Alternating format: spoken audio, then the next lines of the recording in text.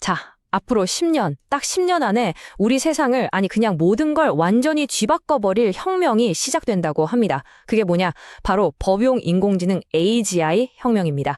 오늘은요, 카이스트 김대식 교수님의 아주 날카로운 통찰을 빌려서 이 거대한 변화가 대체 뭔지, 그래서 우린 뭘 해야 하는지 제가 확실하게 한번 정리해드릴게요. 아니, 근데 시작부터 말이 너무 세죠? 애플은 노키아의 길을 갈 것이다. 이건 필연이다. 와, 지금 세계에서 제일 잘 나가는 가장 가치 있는 기업이 애플이잖아요. 근데 그 애플이 옛날 핸드폰 광자였던 노키아처럼 그냥 사라져버린 운명이라니? 아니, 도대체 무슨 근거로 이런 엄청난 얘기를 하시는 걸까요?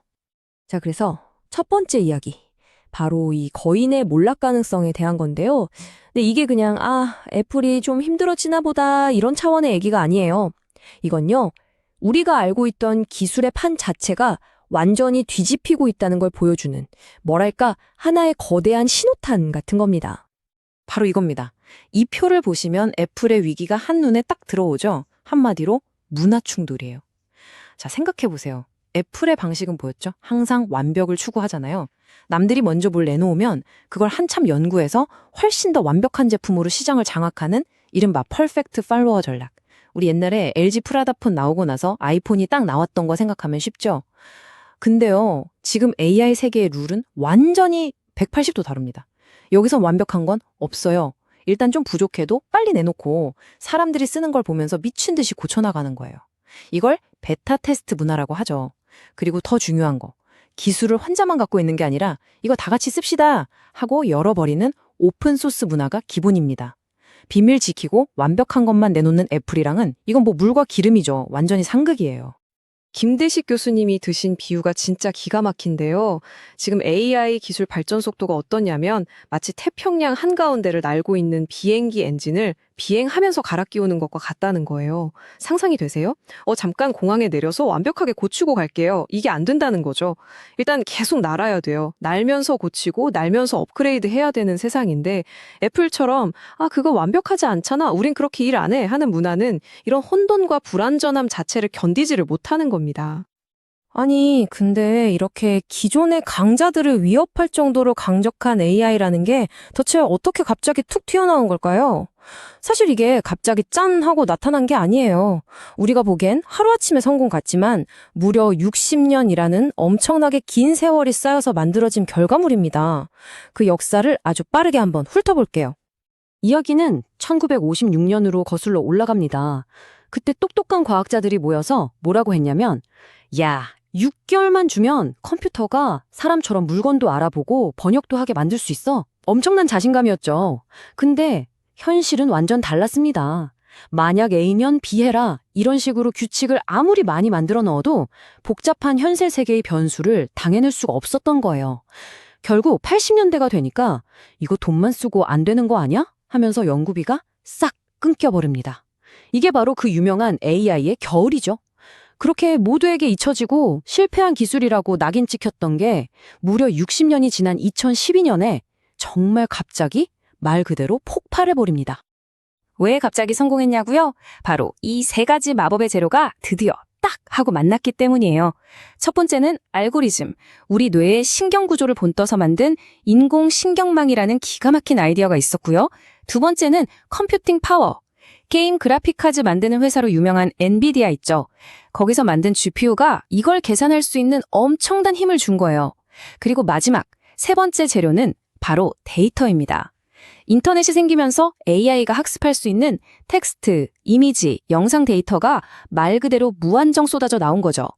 이 세 가지가 딱 결합하는 순간 지난 60년간 꽉 막혀 있던 문제가 거짓말처럼 풀리기 시작한 겁니다. 자, 그런데요. 여러분이 지금까지 보고 놀라워했던 챗GPT 같은 것들은요. 솔직히 말해서 그냥 예고편에 불과합니다. 이제 진짜가 옵니다.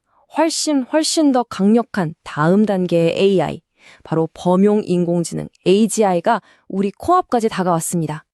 AGI, 범용 인공지능, 이게 대체 뭐냐? 지금 쓰는 챗 GPT는 글 쓰는 건 잘하지만 그림은 못 그리잖아요. 이렇게 특정 작업만 잘하는 게 지금의 AI라면 AGI는 그냥 인간처럼 인간이 할 수 있는 거의 모든 지적인 일을 다 해내는 AI를 말합니다. 글쓰기, 그림 그리기, 코딩, 작곡, 과학 연구, 분야를 가리지 않고 말이죠. 세상을 바꾸는 수준이 아니라 그냥 세상을 새로 만드는 수준의 기술이라고 보시면 됩니다. 좋아요. 그럼 그 대단한 AGI 언제쯤 온다는 걸까요? 뭐 한 50년, 100년 뒤 얘기일까요? 아닙니다. 전문가들 예측이 진짜 놀라울 정도로 딱 한 곳을 가리키고 있어요. 바로 앞으로 5년에서 10년 사이입니다. 네, 5년에서 10년요? 이건 더 이상 우리 자식 세대 얘기가 아니에요. 바로 우리가 살아있는 동안 직접 겪게 될 아주 가까운 현실이라는 뜻입니다. 근데 AGI가 진짜 무서운, 아니, 진짜 게임 체인저인 이유는 따로 있습니다. 바로 스스로를 더 똑똑하게 만들 수 있다는 점이에요. 자, 생각해보세요.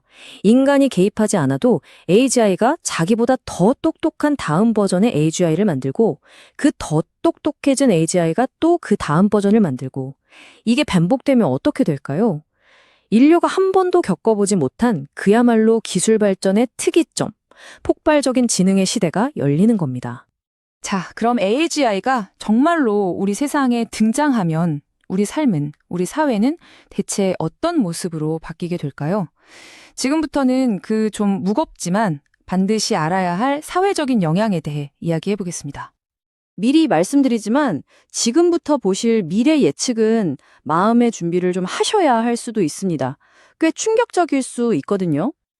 많은 미래학자들이 예측하는 AGI 시대의 사회 구조를 한 단어로 표현하면 바로 기술 봉건주의입니다. 테크노 퓨더리즘.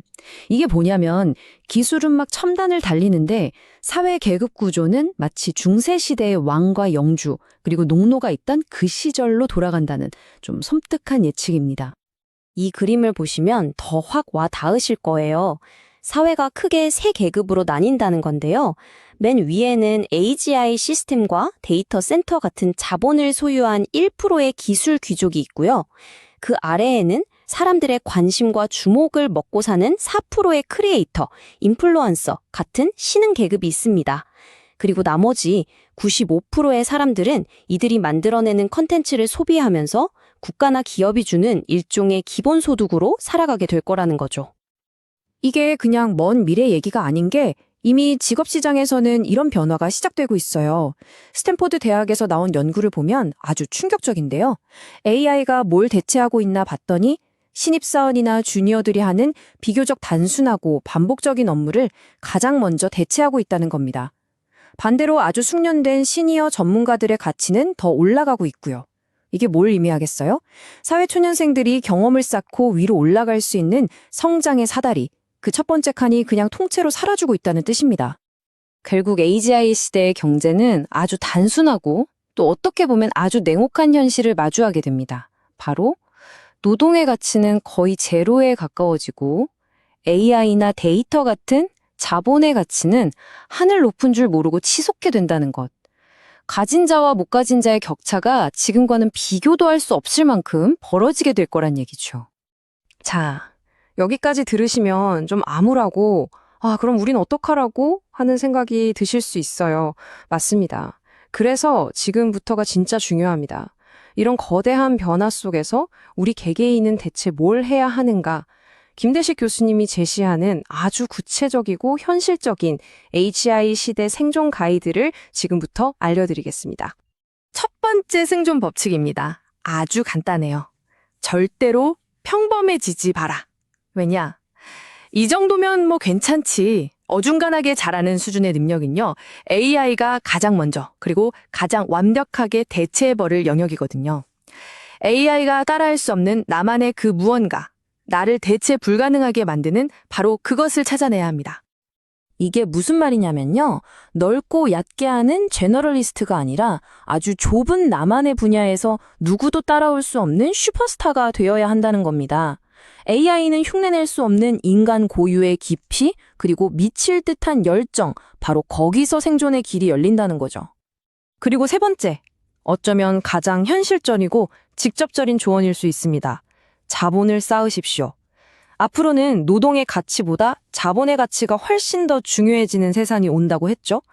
그게 주식이든 부동산이든 아니면 나만의 지적 재산권이든 어떤 형태라도 상관없습니다. 자본을 만드는 것, 그게 이 새로운 시대의 가장 중요한 생존 전력이 될 겁니다. 자, 그럼 마지막으로 생존을 넘어서 이 시대를 주도하고 번영하기 위한 두 가지 행동 지침을 알려드릴게요. 첫째, 모든 것을 경험하라 입니다. 새로운 AI 도구가 나왔다? 그럼 그냥 뉴스 기사로만 보지 마세요. 무조건 직접 써보고 만져보고 그걸로 뭔가를 만들어 봐야 합니다. 몸으로 부딪혀야 진짜 내 것이 되거든요. 둘째, 베타를 사랑하라. 아, 이거 아직 좀 불편한데 나중에 완벽해지면 써야지. 이런 생각은 절대 금물입니다. 지금 당장 좀 어설프고 불편한 AI를 쓰는 사람이 완벽한 버전 나올 때까지 기다리는 사람을 그냥 압도해버릴 거예요. 그리고 이거 하나만 꼭 기억하세요. 여러분의 진짜 경쟁 상대는 AI가 아닙니다. AI를 나보다 더 잘 쓰는 다른 인간입니다. 기계는 더 이상 오고 있는 게 아닙니다. 이미 우리 곁에 와 있습니다. 피할 수 없는 이 거대한 변화의 파도 앞에서 여러분은 어떤 사람이 되기로 선택하시겠습니까?